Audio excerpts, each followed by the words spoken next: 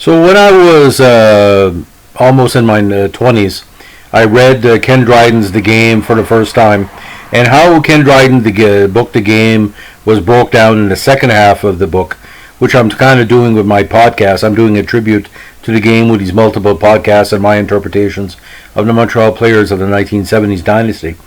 He was hard-pressed to talk about Doug Risebrough. Now, Doug Risebrough was a very talented forward for the Montreal Canadiens for many years. And in that book, he basically said about Doug Risebrough being a very quiet guy, the quiet man of the Montreal Canadiens, who would attempt to read the same book every night when they were roommates and would never finish the book. And the book in question was, dog-eared with the indent of the pages that he didn't finish.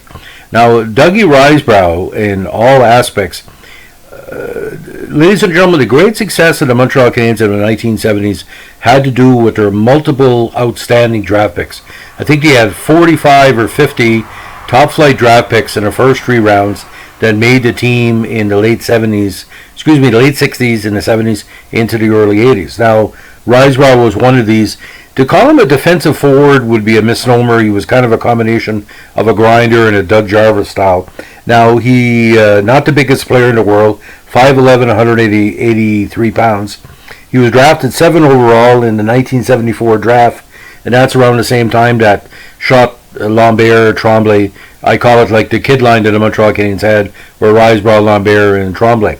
Now, he was born in Guelph, Ontario on January 29th, 1954.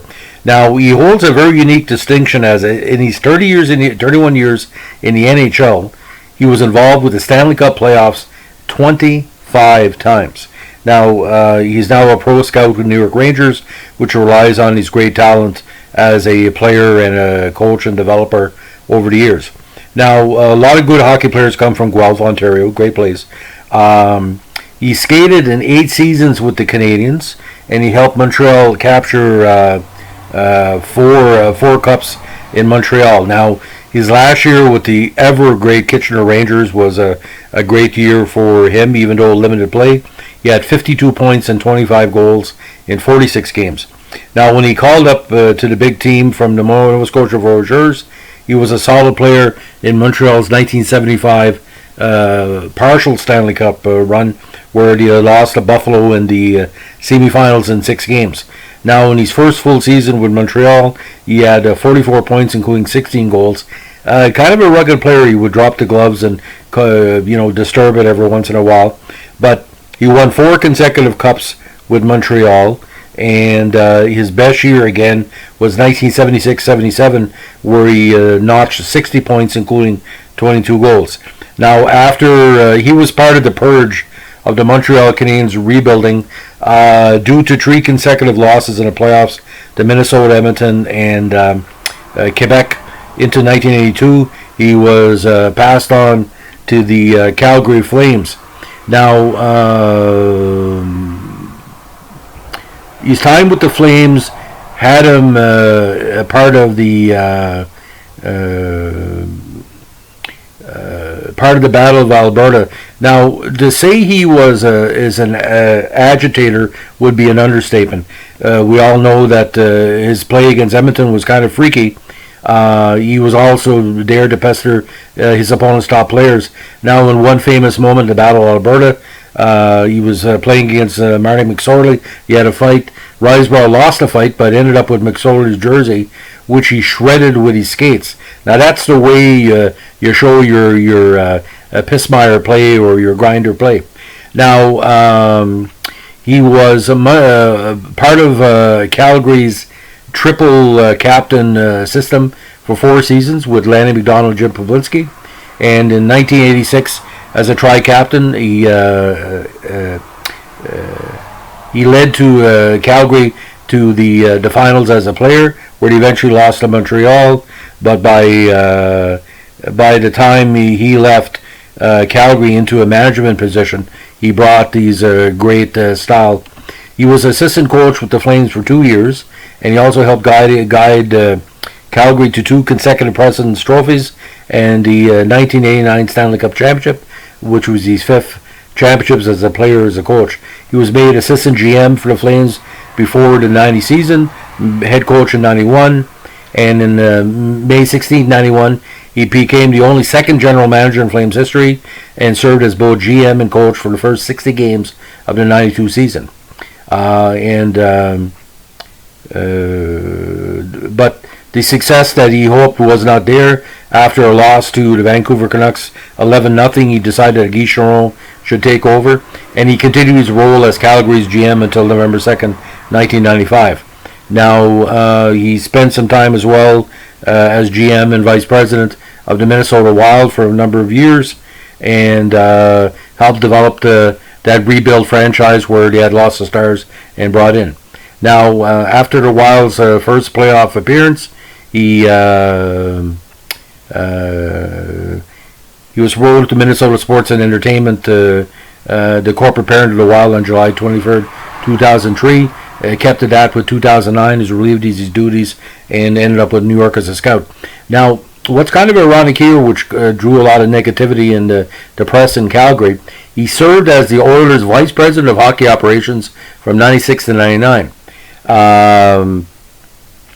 And Edmonton advanced to the Stanley Cup playoffs in each of the 3 seasons Risebrough was with the organization, and the turnaround followed 4 consecutive years in which the Oilers did not make the playoffs. So he took a lot of flack because going from Montreal to Calgary to Edmonton is kind of a bizarre thing because all 3 teams are big rivals. But I think Doug Risebrough, that quiet man approach he always had. And he was always a cerebral person in relation to hockey. He's been quoted many times saying, "Hockey is not life, but it can be death." He said that many years ago in a CBC interview talking about his first couple of years with the Montreal Canadiens in the playoff. But what really stands out for me, again, the kid line with him and Tremblay and Lambert, Risebrough was sort of like a substitute for Jarvis or Gainey relation to a second defensive line. But when Réjean Houle showed up back in Montreal, his ice time was kind of not say limited, but he was bothered by injuries quite often too. Like there's 3 consecutive seasons between 79 and 81. He barely skated in 50 games. But what people really stand out with Risebrough is the overtime defensive play he offered to Montreal in the 1970s, would led to several big victories in the playoffs.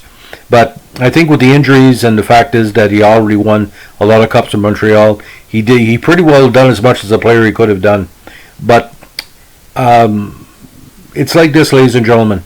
He was never a standout in the ice, but he was never mistake prone. He would rarely make a mistake. He was a very, very structured player, which was the Montreal marquee at the time. Most of the defensive forwards or the non-Shot Lemaire, Lafleur, Mahovlich forwards could score, but he also could play defense. And Scotty Bowman used Risebrough in any situation. He took face-offs. He basically worked power play, worked on the shorthand, 3-on-3s or 4-on-4s at the time. And, like I said, like Ken Dryden said in the book, you actually have a chance to read Ken Dryden's book. It'll give you a kind of an expanded version of what I've been talking out in the podcast. So again, ladies and gentlemen, thank you for listening to the latest in my Montreal Canadiens Sports File podcast. If anybody has a comment or a request or like to subscribe, please let me know in the comment section. It's well appreciated. And I just passed 91,000 hits on my page, which is tremendous because I'm getting support from hockey fans across North America and the world who recognize the fact there's a lot of stories to be told in the Montreal Canadiens.